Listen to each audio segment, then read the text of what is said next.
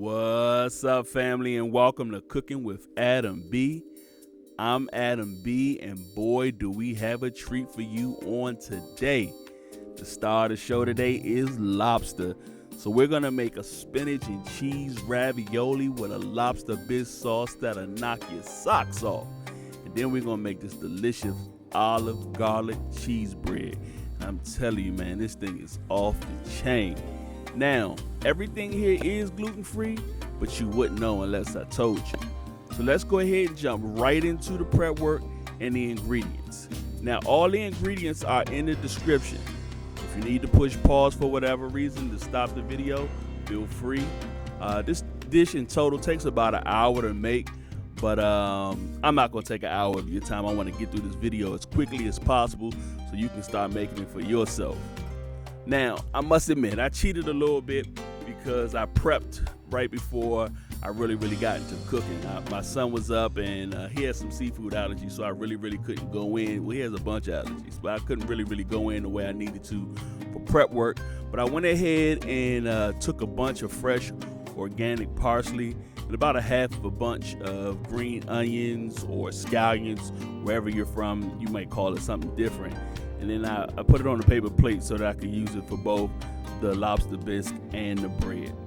So we started off with the olive garlic and cheese bread, and for that I used a variety of ingredients. And I kind of made this off the top of my head. I had actually never had olives prior to making this, but in my mind I was trying to think of something delicious, due to COVID. And I was like, man, I got to come up with something good to try. And I made this olive garlic and cheese bread, and it came out fantastic. So what you want to do is you want to take 8 slices of gluten-free bread. I use Canyon Bakehouse 7-grain bread, some olive oil, a half a bulb of garlic, 2 tablespoons of unsalted butter, 3 ounces of Sicilian mixed pitted olives with herbs. What you don't see is the cheese. I used some Sargento mozzarella and a pizza blend from Happy Belly. Now, I also used a tiny bit of the fresh parsley and green onions that I prepped. All right, so first I got right into cracking open those olives. Like I said, I tasted olives for the first time. COVID has me experimenting. I actually like the way they taste. I started off with about a tablespoon, maybe a tablespoon and a half of olive oil. I used more after I blitzed it to get the consistency that I'm looking for, and you'll see that in just a minute. Then I went ahead and broke down that garlic, cutting the bulb in half and then separating the cloves. Now you see I didn't peel the cloves. I went ahead and used my Zylis Susie 3 garlic press, which peels, minces, and crushes. It's pretty awesome. Now, as you can see, it pushes the garlic through and leaves the garlic paper right into my Magic Bullet blender cup. Okay, then I put a generous sprinkle of the green onions and the fresh parsley right into that blender cup. I added the 2 tablespoons of unsalted butter for that buttery taste. But now I use unsalted to watch my sodium. I'm definitely watching my sodium intake. So you can use salted, but I don't really think you need it. I think you get enough salt from the cheese. So now what you want to do is I went ahead and put it on my Magic Bullet, blitzed it a little bit, and then as I blitzed it, it was already mixed well, but now I need to get that consistency I'm looking for. So I added more olive oil. You can do it bit by bit just so you get the consistency, and that consistency, like you see here, is a cross between like a spicy brown mustard and a paste. All right, so next what I went ahead and opened up my bread, placed the slices on the foil on my baking sheet. Then I started hitting each slice with a drizzle of olive oil. Now, I took each slice and I kind of flipped it. You see, there's no special technique here, but I wanted to make sure the side that I didn't put the olive oil got a little teeny bit of it. And what I did was I flipped it on the opposite side that I didn't put the olive oil on directly, and now that's going to be the top. Okay. Now, what I did was I pushed the slices together because I wanted to prevent as much spillage as possible. It's not like having spilled ingredients all over the baking sheet. So then I went ahead and gave a spoon bath of my olive garlic mix to each piece of bread, and then I smoothed it out. Next, you want to get the mozzarella cheese And you want to give it a generous sprinkle onto each piece of bread. You want to make sure each piece is covered nicely. Now you're not done yet, because you want to add another layer of olive and garlic mix. Yeah, you got to put more of that beautiful goodness on it. And you want to spread it out. And then now you're going to smooth it out across the cheese. Okay? Still not finished. Now we're going to hit it with the pizza blend. Again, you want to take that generous sprinkle of that pizza blend onto each slice. All right?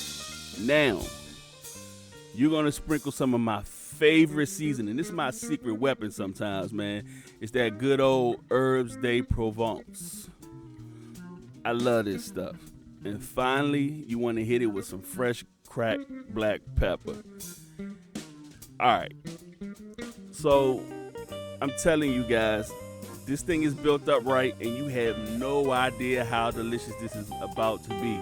But you don't get to taste it right now. What you're going to do is you want to go ahead and separate them, and then you want to put that straggly ingredients that you see me, putting off the foil back onto the bread. You want to make sure all that gets onto that bread for the tasting. Okay. Now the next thing you want to do is you want to go ahead and pop that into the freezer, and I kept it in the freezer till I had about 10 to 15 minutes left on my lobster bisque, and then I took it out and went ahead and put that thing in the oven. But you'll see that as we move forward. Now let's jump right into this lobster bisque. Oh my God. This is deliciousness right here. I'm talking about pure deliciousness. So as far as the ingredients, we used a bunch of organic fresh parsley here, about a half a bunch of the green onions and scallions, and then 3 tablespoons of the unsalted butter, a 1/3 teaspoon of Old Bay, a 1/3 teaspoon of kosher salt, and then you can use between 2 to 3 bay leaves. In this case, I use 3. Also want to use a teaspoon or up to, I think you probably can go up to a whole maybe tablespoon of the umami powder instead of MSG. You want to use 3/4 cup to, I'd say, a cup of the heavy whipping cream. You want to use a can of Amy's light and sodium chunky tomato bisque, or you can use any tomato bisque that you choose. Again, I'm watching the sodium, so I'm using Amy's. You want to use a tablespoon of cornstarch for your slurry. You want to have on deck about 2 to 3 cups of seafood stock that either you make or you buy. Either one is just fine. Then you want at least a generous shot of VSOP cognac. I use Martell here. And then 4 to 6 ounces of Pinot Grigio. I use Yellowtail. What you don't see here, I also had some Maldon finishing salt that I use to taste, and a pound of the star, that good old lobster. All right, so let's get into cooking this thing up, man. So then what you want to do is you want to take a heavy bottom Dutch, and you want to go ahead and heat that baby on medium-high heat.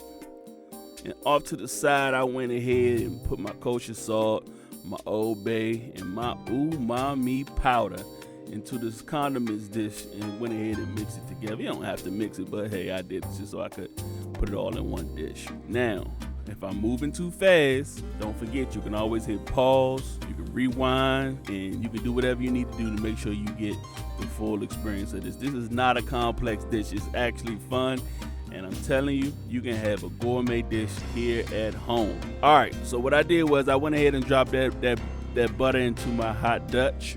Now that it's gone and heated up, and then I drop my fresh parsley and green onions in. Okay, and what you want to do at that point, you want to stir it with a wooden spoon, spatula, whatever you want to call it. I call it a spatula, it's a wooden spatula, but anyway, you turn down to a medium heat for about a minute, and then you want to stir. Then you want to continue to let the onion and parsley sweat, and then what I did was I went ahead and got my cup of Pinot Grigio ready. Not to drink, but for the actual bisque. Now, you can drink some if you want, but don't take away from your ingredients. Okay, after another 30 seconds or so, I went ahead and poured in my cognac. And man, this stuff smells amazing. All right, then you want to turn back the heat to, I'd say about a medium high, about a minute later. Okay, and then after about 30 seconds, you want to go ahead and pour in your can of tomato bisque. Then after you add your tomato bisque, you want to add your Pinot Grigio, and you want to go ahead and start that stir. Now you want to make sure you get a Pinot Grigio that you like to drink. I don't think you should use ingredients that you wouldn't use individually, especially when it comes to cooking with alcohol and wines. You definitely want to be able to use good liquor and good wine that actually tastes good that you would drink, when you're cooking. Don't shortchange yourself just because you're cooking with it. Next thing you want to do is you want to go ahead and add your seafood stock. Then you want to add your salt, Old Bay, and that umami mixture.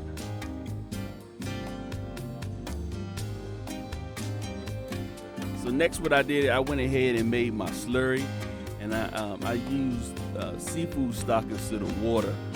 Okay, and then I sat it off to the side. You don't have to do this right away. You can do it right before you use it. And then about 2 minutes in, you want to go ahead and add your bay leaves. Like I said, I use 3. You can use anywhere, I say between 2 and 5, and you can choose what you like. But I think 3 is good enough. Then I went ahead and bumped my heat up again. And of course, you got to give it that good old stir. Okay, you want to get it to a slow boil, okay? Not a rolling boil, but a slow boil. Once you start seeing that thing percolating, now you know you're right in the pocket, okay? So once you get it to that slow boil, about 3 minutes later, I went ahead and added my slurry. And what you're gonna do next, you already know. Give it that good old stir. All right, so now I'm gonna drop my temperature to about a medium, and then you wanna set the timer for 25 minutes because you wanna let this goodness reduce. And the key is leave it uncovered. Don't cover this thing up. It's not gonna reduce like you want to. So go ahead and leave it uncovered and let it reduce for about 25 minutes. Set a timer so you can go ahead and do something else. You'll come back through, and you want to make sure everything's good. You can always come back and stir. I wipe down the splatter here because once that thing starts boiling, that bisque starts splattering over the oven. So I gave it a little wipe down. Okay, halfway through the clock, I came in and stirred it up. And then about 5 minutes left in that 25 minutes, I came back and stirred it up again. Now, I got it to the reduction that I'm looking for, and you can see here, this is good stuff. It reduced down pretty good. And now I stir it and take out the bay leaves and start to stir it up again.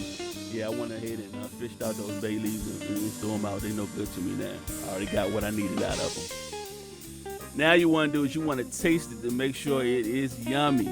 And I did that, and then I went ahead and I noticed it needed just a tad more salt, so I went out and took a dash of Maldon finishing salt and dropped that in. Now this is a good time to take your olive garlic cheese bread out of the freezer. All right, and in about a minute and a half later, I added my heavy whipping cream while stirring. You want to add that in slow and start to stir it up. All right, and then 3 minutes later, I added my lobster. Now I used a little over a pound, and I think that's sufficient for this dish. Now you can always add a little bit more if you want more lobster, but I think a pound to a pound and a half is a good place. All right, then you want to give it another 5 minutes or so, and it's pretty much done.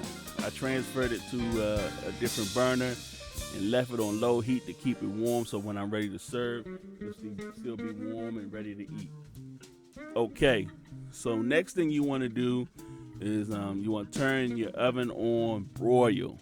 All right, I got my pot for my ravioli, and I filled it up about 3/4 of the way, and then I turn it on high so I can get it boiling.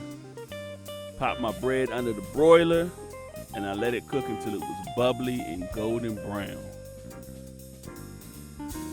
Turn off the broiler and let it sit in the oven until I was ready to serve. Now, you may want to keep checking it just to make sure it's got that bubbliness going. You'll see it when it's cooking and make sure it's to the color you want. Well, the next time I think what I'm going to do is, because it already has that oil on it, I'm going to go ahead and take one of my cast iron skillets, and I think I may brown the bottoms of it on there. I'm going to try it next time and see, but you have a couple of options when it comes to making sure that that bottom is crispy as you like it. If you don't want it crispy, you can eat it like this. It tastes phenomenal. This is the way I ate it the first time. But again, once I turned off my broiler, I left it in the oven and just let that heat hit it a little bit more. So it's gonna bake a little bit more. Don't worry about the color. It's still gonna taste fantastic. Don't let it burn, so keep your eye on it. But the key here is definitely turn off the broiler. Don't leave that broiler on. Leave that bread in there, okay? Now, after my water was at a rolling boil, I went ahead and dropped my ravioli for about 2.5 minutes to 3. I always set timers when I'm cooking rice and pasta, because you don't want to mess it up. You know, you can eye it if you want, but to be safe, I always set a timer. So for this ravioli here, went ahead and I set the clock to 2.5 minutes. And what I used here actually is gluten-free spinach and cheese pasta that I found on Amazon Fresh that I actually liked. The reviews weren't that good for it, but it tasted phenomenal. You know, some people had mixed reviews, but this thing was actually pretty good. Next, I went ahead and got my serving dishes out, and I stirred up the raviolis to make sure they didn't stick together. Then I added some bisque to the plates so that the ravioli wouldn't stick to the bottom. And then I sat it to the side with about a minute to spare. Then I took out my presentation bowl and I put the raviolis in it once that timer went off. And then I added the rest of the raviolis to the plated sauce. Then I put more of that delicious sauce on top, along with some of the lobster claws. Oh boy, we getting ready to get into this thing now.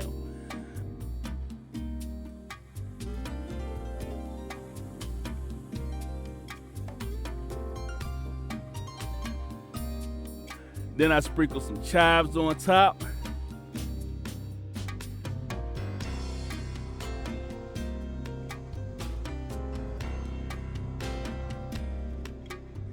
Then I took a slice of the bread out the oven, cut it at a diagonal, put it on the plate, and now we're ready to eat.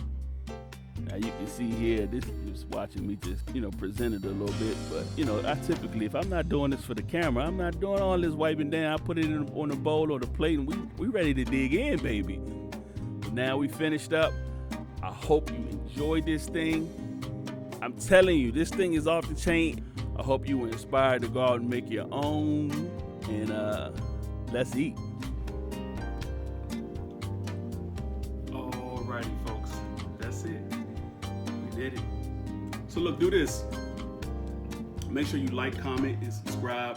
This is our very first cooking video together on this channel. Super excited about bringing you guys even more content. I'm gonna go eat. You guys can make it yourselves. I gave you all a list of ingredients.